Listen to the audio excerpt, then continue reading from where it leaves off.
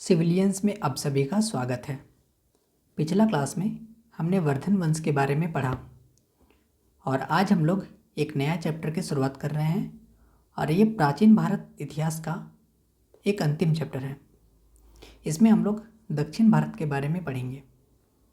तो चैप्टर है हमारा गुप्तोत्तर काल के अन्य राजवंश व दक्षिण भारत, यानी कि गुप्त वंश के बाद जो छोटा मोटा वंश था उन सब के बारे में भी हमें पढ़ना है और दक्षिण भारत के इतिहास के बारे में भी पढ़ना है।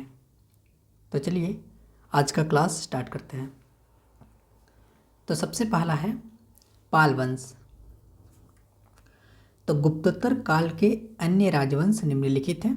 सबसे पहला पाल वंश।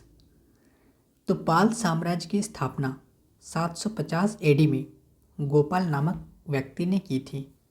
यह प्रजा यानी कि लोगों द्वारा चुना गया राजा था। तो जनता के माध्यम से इनको चुना गया था गोपाल। ये पाल वंश के संस्थापक थे। तो ये आपको याद रखना है।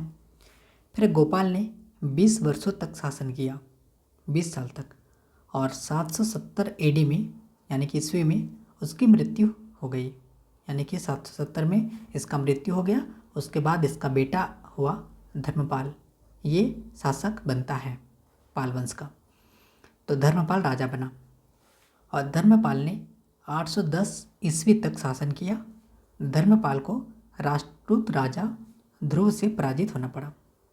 तो राष्ट्रकूट शासक जिनका नाम ध्रुव था वो आक्रमण करता है, यानी कि धर्मपाल के साथ इसका युद्ध होता है और इसमें धर्मपाल का हार हो जाता है, धर्मपाल पराजय हो जाता है। धर्मपाल के बारे में ये लाइन आपका इम्पोर्टेंट है कि धर्मपाल ने विक्रमशिला विश्वविद्यालय की स्थापना की थी और ये विश्वविद्यालय उस समय नालंदा विश्वविद्यालय के बाद सबसे विख्यात विश्वविद्यालय के रूप में उभरा था। तो ये आपका इम्पोर्टेंट फैक्ट्स है। हमने पिछला वीडियो में भी पढ़ा है और अब फिर से ये टॉपिक आ गया तो यहाँ पे फिर से मैं लिख दिया हूँ। तो पाल वंश के बारे में ये छोटा मोटा कुछ फैक्ट्स है जो आपको याद रखना है कि पाल वंश के संस्थापक गोपाल, इसका बेटा धर्मपाल, इसने विक्रमशिला विश्वविद्यालय की स्थापना की थी और राष्ट्रकूट शासक रहते हैं ध्रुव, जिनके साथ इसका युद्ध होता है और ये युद्ध में हार जाते हैं। अगला वंश है प्रतिहार वंश। तो प्रतिहारों को गुर्जर प्रतिहार भी कहा जाता था। गुर्जर प्रतिहार। नागभट्ट प्रथम प्रतिहार वंश का संस्थापक था। उसका उल्लेख पुलकेशिन द्वितीय के ऐहोल अभिलेख में मिलता है। देखिए ऐहोल अभिलेख के बारे में हमने पिछला क्लास में भी पढ़ा था। हर्षवर्धन और पुलकेशिन द्वितीय इन दोनों का युद्ध के बारे में चर्चा किया गया है ऐहोल अभिलेख में। हर्षवर्धन और पुलकेशिन द्वितीय के युद्ध के बारे में, और इस युद्ध में हर्षवर्धन की हार हो जाती है और पुलकेशिन द्वितीय जीत जाता है ये युद्ध। और ये युद्ध कहाँ पे होता है? तो नर्मदा नदी के तट पर। ये हमने पढ़ा था, तो एक बार यहाँ पे रिवाइज हो गया। तो पुलकेशिन द्वितीय का जो ऐहोल अभिलेख है, पुलकेशिन द्वितीय का ऐहोल अभिलेख, इससे इस वंश के बारे में भी पता चलता है, प्रतिहार वंश के बारे में, कि नागभट्ट प्रथम प्रतिहार वंश का संस्थापक था। फिर है प्रतिहार साम्राज्य का वास्तविक संस्थापक और महानतम शासक भोज था। तो ये तो संस्थापक थे नागभट्ट प्रथम, बाकी और कुछ किए नहीं, लेकिन वास्तविक संस्थापक और एक महानतम शासक जो था उसका नाम था भोज, और इसी को बोला जाता है मिहिर भोज। लगभग एक सदी तक प्रतिहार साम्राज्य की राजधानी कन्नौज रहा। यूपी का एक जगह है कन्नौज, तो वहीं पे प्रतिहार वंश की राजधानी था। फिर है मिहिर भोज विष्णु का भक्त था, यानी कि विष्णु भगवान का उपासक था और इसीलिए ये आदि वराह की उपाधि धारण किया था। तो वराह अवतार जो है ये विष्णु भगवान का ही एक अवतार माना जाता है। तो आदिवरा का उपाधि धारण किया मिहिरभोज ने, और उसका जो सिक्का है उसके सिक्कों पर आदिवरा शब्द भी अंकित था। फिर मिहिरभोज की मृत्यु 885 ईस्वी के लगभग हुई थी। ये एग्जैक्ट नहीं है, लगभग का बात बोल रहा है कि 885 एडी में इसका मृत्यु हुआ था, और इसके पश्चात इसका बेटा हुआ महेंद्रपाल प्रथम, जो इस वंश के शासक बने, महेंद्रपाल प्रथम।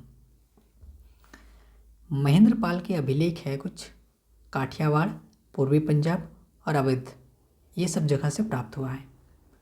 गुजरात का एरिया काठियावाड़, पूर्वी पंजाब और उत्तर प्रदेश का जगह अवध। तो यहाँ से महेंद्रपाल के अभिलेख मिले हैं, और इसने कश्मीर के राजा से भी युद्ध किया था। फिर है बगदाद निवासी अल मसूदी। बगदाद ये इराक का राजधानी है, इराक का राजधानी बगदाद। तो यहाँ का निवासी था अल मसूदी।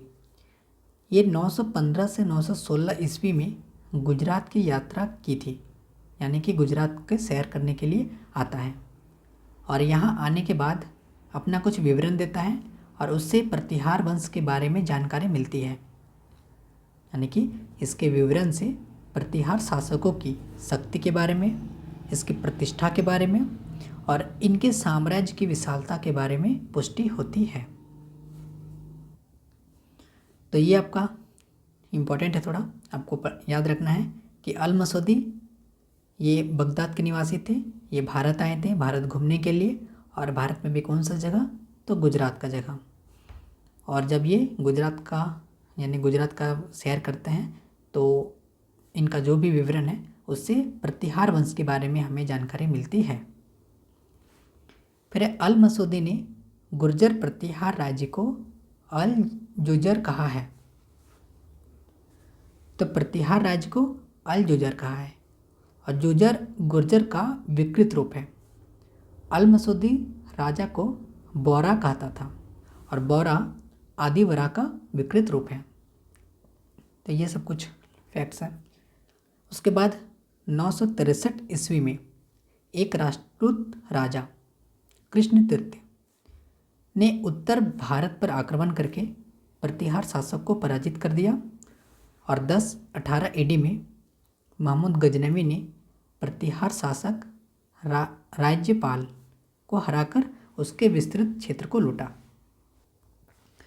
देखिए, अभी जो भी हम लोग घटना पढ़ रहे हैं ये करीब 900 एडी के आसपास की घटना है, और भारत में 732 एडी में ही मुस्लिम आक्रमण हुआ है, यानी मोहम्मद बिन कासिम का सफल आक्रमण हुआ है 732 एडी में।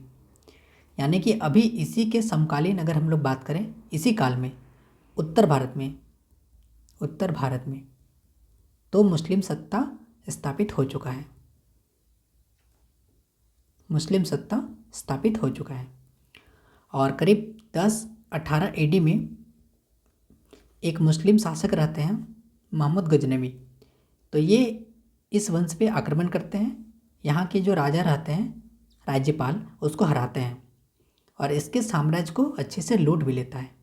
कौन? ये गजनवी। तो इसके बारे में जब हम लोग मेडिवल हिस्ट्री पढ़ेंगे तब देखेंगे।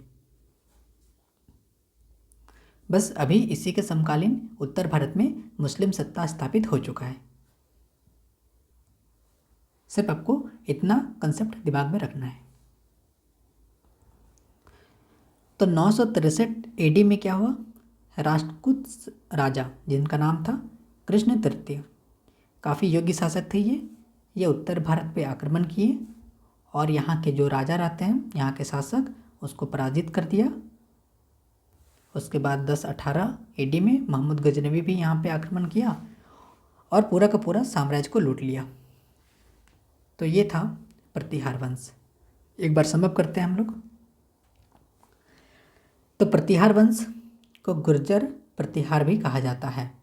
पहला इंपॉर्टेंट फैक्ट्स, नागभट्ट प्रथम इस वंश का संस्थापक था, लेकिन वास्तविक संस्थापक कौन था?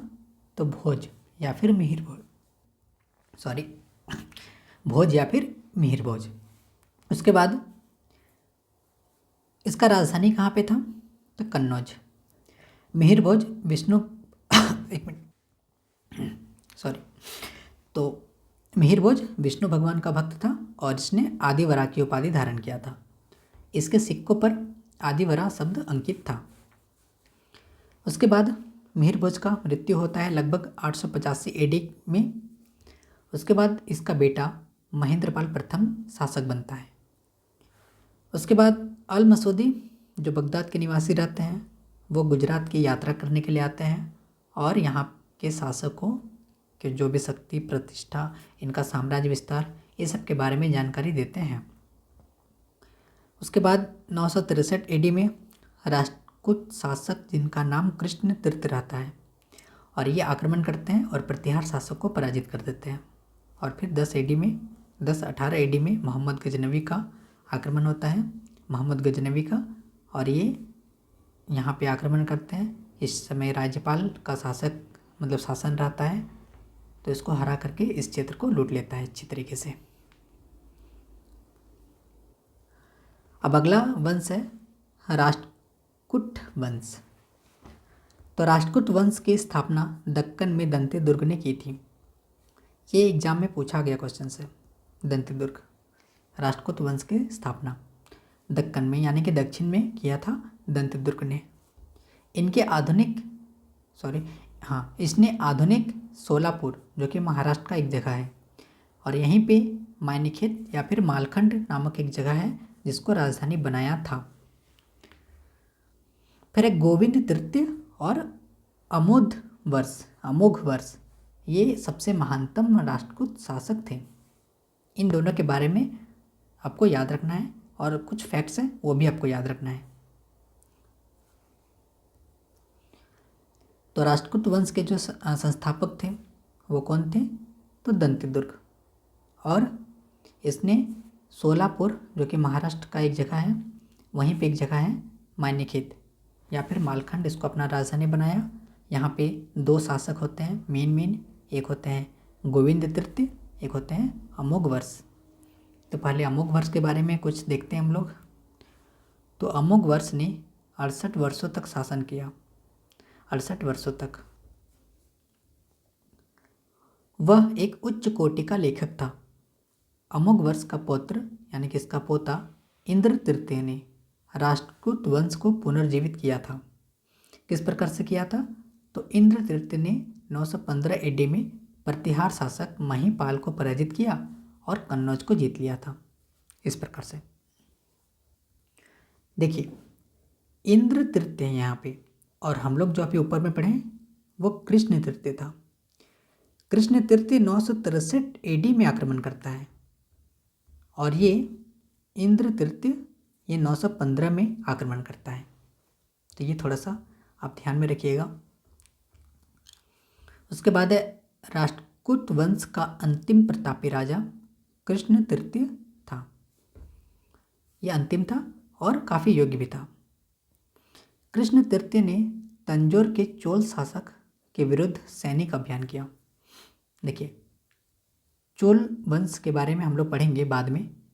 चोल शासक के विरुद्ध आक्रमण कौन किया? तो कृष्ण तृतीय ने किया। चोल शासक कहाँ के थे? तो तंजौर तमिलनाडु का कोई जगह है तंजौर, वहीं पे। तो चोलों ने कांची के पल्लवों का राज्य छीन लिया था। कांचीपुरम तमिलनाडु का जगह है। तो कांची के पल्लवों का राज्य छीन लिया था, लेकिन कृष्ण तृतीय ने चोल शासक प्रयार्तक प्रथम को तक्कोलम के युद्ध में परास्त करके चोल साम्राज्य के उत्तरी भाग पर अधिकार कर लिया। ये बहुत इंपॉर्टेंट क्वेश्चन है। देखिए ये जो युद्ध है तक्कोलम का युद्ध 949 एडी, ये आपको याद रखना है। इस युद्ध में क्या होता है? तो सबसे पहले चोल लोग क्या करते हैं? चोलों ने कांची के पल्लवों का राज्य छीन लिया था, यानी कि चोल सब पल्लवों का जो राज्य था, पल्लव वंश का जो राज्य था उसको छीन लिया था। इसीलिए कृष्ण तृतीय यहाँ पे आक्रमण करता है और एक युद्ध होता है, कहाँ पे? तक्कोलम में। तक्कोलम भी तमिलनाडु का ही कोई जगह है। तो तक्कोलम में युद्ध होता है कृष्ण तृतीय और प्रयातक प्रथम के साथ। और प्रयातक प्रथम को परास्त कर देता है कृष्ण तृतीय ने और चोल साम्राज्य के उत्तरी भाग पर अधिकार कर लेता है। तो ये आपको याद रखना है। फिर है राष्ट्रकूट शासकों के धार्मिक विचारों में बहुत अधिक सहिष्णुता और उदारता थी, यानी कि लोग धार्मिक रूप से काफ़ी उदार थे। और राष्ट्रकूट राजा कृष्ण प्रथम ने एलोरा के प्रसिद्ध शिव मंदिर 9वीं सदी में बनाया था। यह भी बहुत इंपॉर्टेंट फैक्ट्स है, आपको याद रखना है। तो ये 2 फैक्ट्स देखिए, यहाँ पे कृष्ण प्रथम है। कृष्ण प्रथम इसने एलोरा का प्रसिद्ध शिव मंदिर 9वीं सदी में बनाया था। ये लाइन आपको सीधा याद रखना है, यहाँ से एग्जाम में क्वेश्चंस आउट हुआ है। और ये तक्कोलम का युद्ध, इस युद्ध में चोल शासकों की हार हो जाती है और आक्रमण करने वाले कौन रहते हैं? कृष्ण तृतीय। बस ये आपका इम्पोर्टेंट है, ये कृष्ण तृतीय है और ये कृष्ण प्रथम है। तो राष्ट्रकूट वंश को एक बार हम लोग समअप करते हैं। तो इसके जो संस्थापक थे वो दंती दुर्ग थे। मान्यखेत या फिर मालखंड महाराष्ट्र का एक जगह है, उसको राजधानी बनाया। फिर यहाँ के जो प्रमुख शासक थे वो गोविंद तृतीय, अमुक वर्ष। उसके बाद कृष्ण तृतीय, ये भी आपको याद रखना है। कृष्ण तृतीय ने क्या किया? तो चोल शासकों पर आक्रमण किया और चोल साम्राज्य के उत्तरी भाग को जीत लिया। और उसके बाद एक लाइन ये, कृष्ण प्रथम जो एलोरा का प्रसिद्ध शिव मंदिर का निर्माण करता है 9वीं सदी में। तो इतना सारा फैक्ट्स आपको याद रखना है। अब यहाँ पे एक फैक्ट्स है, कन्नौज के लिए त्रिदलीय संघर्ष। ये थोड़ा सा आपको पढ़ना है इसके बारे में। देखिए, कन्नौज पर अधिकार करना चाहता था। कन्नौज पर अधिकार करना चाहता था। कौन कौन चाहता था? तो पाल वंश, प्रतिहार वंश और राष्ट्रकूट वंश, तीनों। तो तीनों के बीच एक संघर्ष स्थापित हो जाता है, यानी कि एक संघर्ष आरंभ हो जाता है, एक लड़ाई हो जाता है शुरू। इसीलिए 3 ठो वंश था, तीनों का टारगेट था कि कन्नौज पर अधिकार करें हम। और इसीलिए इन तीनों वंश के बीच एक संघर्ष चला जो करीब 200 वर्षों तक चला था, 200 वर्षों तक। और इसीलिए ये जो टॉपिक है वो है कन्नौज के लिए त्रिदलीय संघर्ष। देखते हैं इसको। तो त्रिपक्ष संघर्ष का मुख्य कारण कन्नौज शहर को हासिल करने और उस पर कब्जा करने की इच्छा थी। तो वही बात है, कन्नौज पर अधिकार करना चाहता था। और कन्नौज गंगा के मैदान में स्थित था, क्योंकि यूपी का एक जगह है ना कन्नौज, वहीं पे गंगा नदी बहती है। तो कन्नौज पर आधिपत्य होने से ऊपरी गंगा घाटी एवं इसमें उपलब्ध व्यापारिक एवं कृषि संबंधित समृद्ध संसाधनों पर नियंत्रण हो सकता था। तो ये कारण है। और इसीलिए 8वीं शताब्दी में कन्नौज पर अधिकार करने के लिए 3 बड़ी शक्तियाँ, कौन कौन था? एक पाल, एक प्रतिहार और एक राष्ट्रकूट, इन तीनों के बीच संघर्ष आरंभ हो गया। और इस संघर्ष को कन्नौज त्रिभुज युद्ध भी कहा जाता है। तो ये भी इम्पोर्टेंट लाइन है, कन्नौज त्रिभुज युद्ध। और यह त्रिपक्षीय संघर्ष लगभग 200 वर्षों तक चला था, 200 ईयर्स तक। और यह संघर्ष अनेक चरणों में समाप्त हुआ और फाइनली ये समाप्त भी हो गया। तो आपको याद रखना है कि कन्नौज पर अधिकार करने के लिए पाल वंश, प्रतिहार वंश और राष्ट्रकूट वंश, ये 3 वंश के बीच एक संघर्ष चला था जो लगभग 200 वर्षों तक चला था। और फिर धीरे धीरे करके ये युद्ध, ये जो विवाद था, ये समाप्त भी हो गया।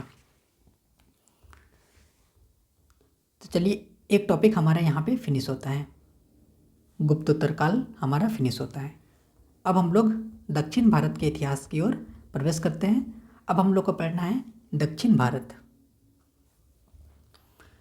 तो देखिए, सुदूर दक्षिण का क्षेत्र तमिलकम या तमिस्कम कहलाता है। यानी कि सुदूर दक्षिण, यानी कि एकदम दक्षिणी किनारा। भारत का ये जो दक्षिणी किनारा है ना, इसका बात कर रहा है, दक्षिणी छोर में। तो उसको तमिलकम या फिर तमिस्कम कहलाता है। ऐतिहासिक युग के प्रारंभ में दक्षिण भारत का क्रमबद्ध इतिहास हमें संगम साहित्य से प्राप्त होता है।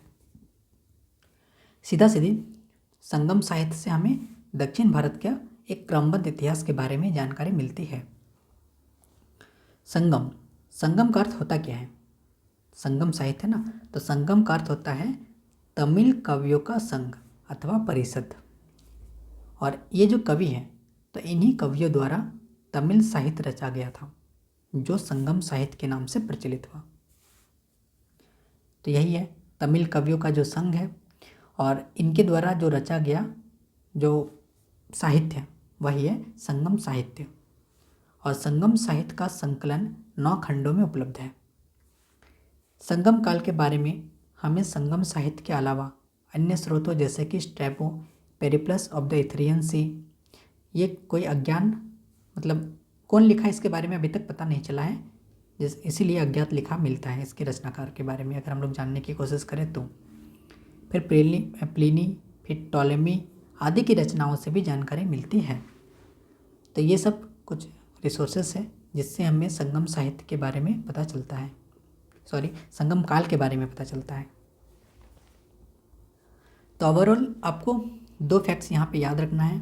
सबसे पहला, दक्षिण भारत का जो जानकारी मिलती है वो हमें ये संगम साहित्य से जानकारी मिलती है। संगम का अर्थ होता है तमिल कवियों का संघ, बस ये फैक्ट्स। संगम साहित्य जिससे हमें दक्षिण भारत का क्रमबद्ध इतिहास के बारे में जानकारी मिलती है। और संगम का अर्थ क्या होता है? तो तमिल कवियों का एक संघ होता है या फिर परिषद होता है। अब हम लोग देखते हैं संगम अथवा सम्मेलन। तो प्राप्त विवरणों के अनुसार पांड्य राजाओं के संरक्षण में कुल 3 संगम आयोजन किए गए थे, और हमें ये तीनों संगम के बारे में अच्छे से पढ़ना है। और ये तीनों संगम किसके संरक्षण में आयोजन किए गए थे, किसके संगम में आयोजित किए गए थे? तो वो था पांड्य शासकों के संरक्षण में। ये आपको याद रखना है, पांड्य शासक। तो चलिए हम लोग प्रथम संगम के बारे में पढ़ते हैं।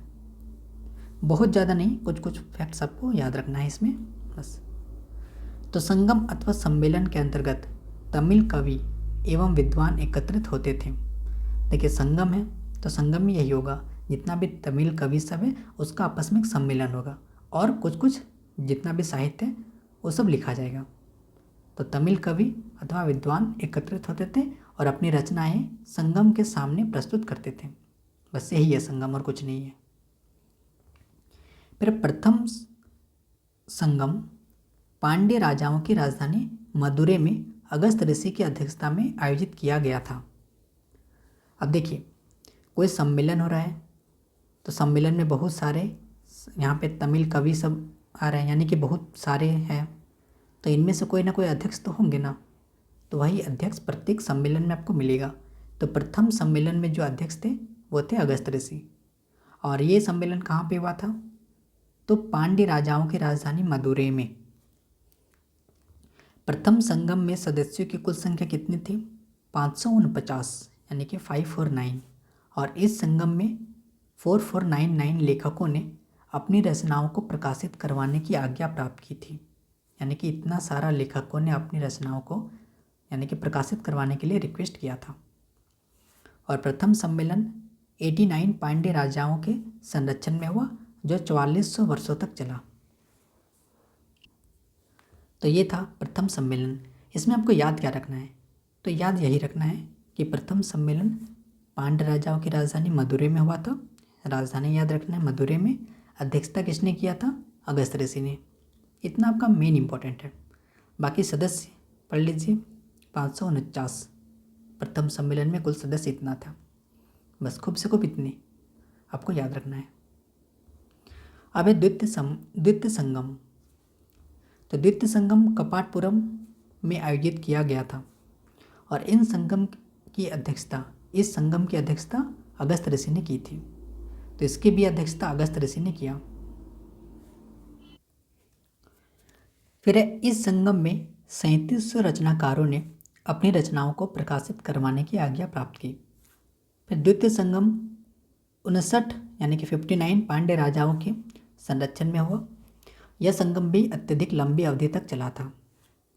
इस संगम में संकलित साहित्यों में तमिल व्याकरण ग्रंथ तोल्काप्पियम ही एकमात्र शेष है और इस ग्रंथ की रचना का श्रेय अगस्त ऋषि के शिष्य तोल्काप्पियर को दिया जाता है। तो देखिए आपको इसमें याद क्या रखना है। तो द्वितीय संगम कपाटपुरम में आयोजित हुआ था। पहला इंपॉर्टेंट, अध्यक्षता की थे अगस्त ऋषि ने। दूसरा इंपॉर्टेंट, और तीसरा, इस संगम में जितना भी साहित्य प्रकाशित करवाने की आज्ञा प्राप्त की थी वो था 3700, यानी 3700 रचनाकारों ने अपनी रचनाओं को प्रकाशित करवाने की आज्ञा प्राप्त की थी, रिक्वेस्ट किया था।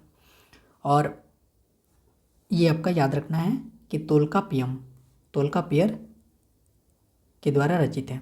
बस सीधा सीधा याद रख लेना है कि तोल्काप्पियर अगस्त ऋषि के ही एक शिष्य थे और इसने तमिल व्याकरण ग्रंथ तोल्काप्पियम लिखा था। और 3700 रचनाकारों ने अपनी रचनाओं को प्रस्तुत करने के लिए यानी प्रकाशित करवाने के लिए आज्ञा प्राप्त किया था। तो ये आपको याद रखना है। अब है तृतीय संगम। तो तृतीय संगम का आयोजन पांड्य राजाओं की राजधानी मदुरै में किया गया। तो देखिए पहला वाला किया गया था, पहला वाला मदुरै में ही किया गया था, हाँ मदुरै में। दूसरा वाला किया गया कपाटपुरम में और तीसरा वाला फिर से मदुरै में।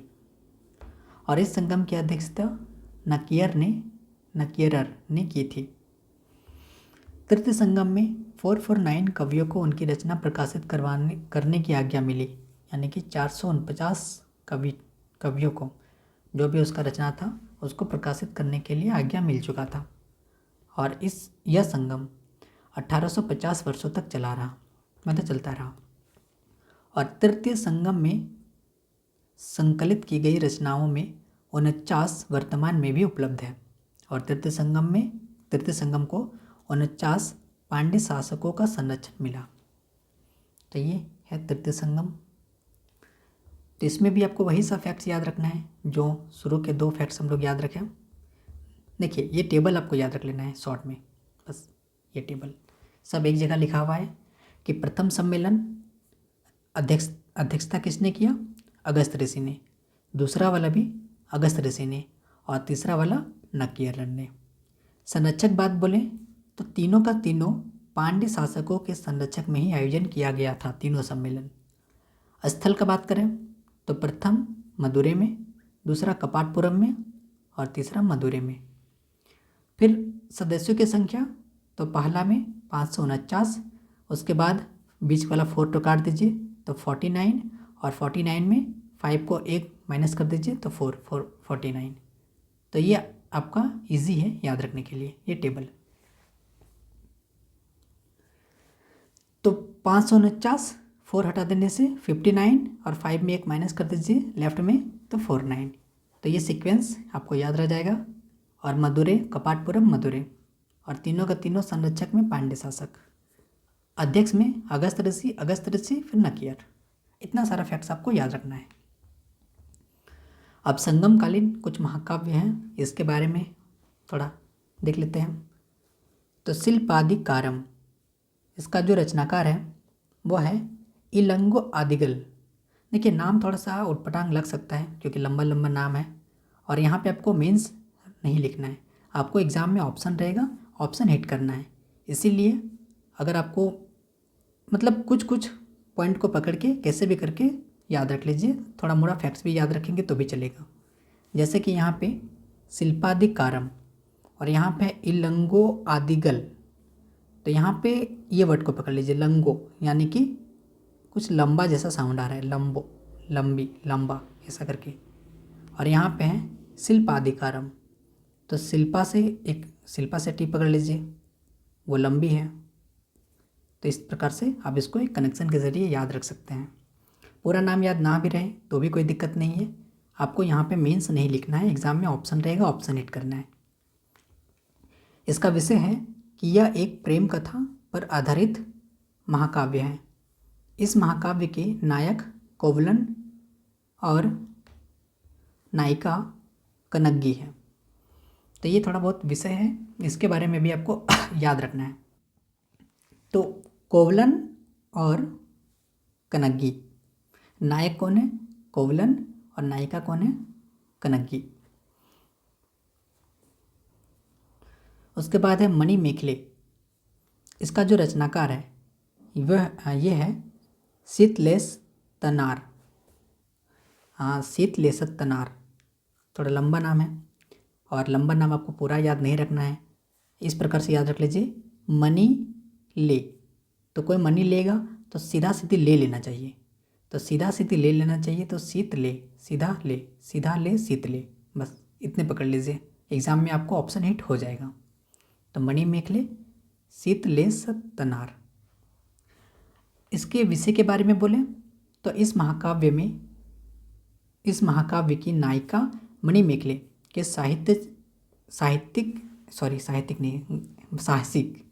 साहसिक जीवन का वर्णन है, जो शिल्पाधिकारम के नायक कोवलन और उसकी प्रेमिका माधवी से उत्पन्न पुत्री है। तो ये जो महाकाव्य है मणि मेखले, इसकी नायिका,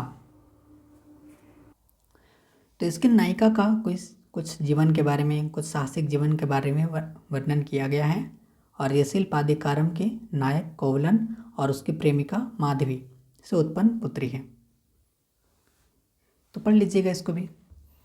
और है जीवक चिंतामणि, इसको याद रख लीजिए, तिरुप्त देवर। और इस महाकाव्य में इसके नायक जीवक का चरित्र चित्रण किया गया है।